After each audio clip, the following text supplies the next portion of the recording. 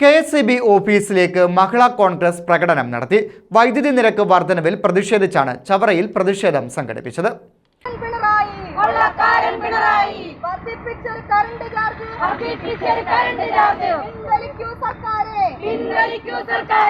വൈദ്യുതി നിരക്ക് വർധനവിൽ പ്രതിഷേധിച്ചാണ് മഹിളാ കോൺഗ്രസിന്റെ നേതൃത്വത്തിൽ ചവറയിൽ KSEB ഓഫീസിലേക്ക് മാർച്ച് നടത്തിയത്. അടിക്കടി ഉണ്ടാകുന്ന വൈദ്യുതി നിരക്ക് വർധനവ് പിൻവലിക്കണമെന്ന് മഹിളാ കോൺഗ്രസ് ആവശ്യപ്പെട്ടു. DCC vice president R. Arunraj ഉദ്ഘാടനം ചെയ്തു.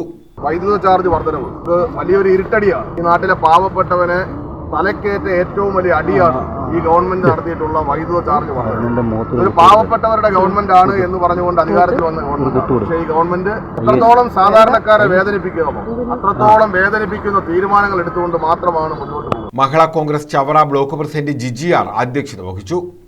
പന്മേന ബ്ലോക്ക് പ്രസിഡന്റ് ശാലിനി, സംസ്ഥാന സെക്രട്ടറി പ്രഭ അനിൽ, ജില്ലാ ജനറൽ സെക്രട്ടറിമാരായ സരിത, സുജ ഷിബു, ഗിരിജാകുമാരി, മണ്ഡലം പ്രസിഡന്റുമാരായ പ്രഭ, PK ലളിത, ബീന ഷാജഹാൻ, കോൺഗ്രസ് ചവറ മണ്ഡലം പ്രസിഡന്റ് ജയപ്രകാശ് തുടങ്ങിയവർ പങ്കെടുത്തു.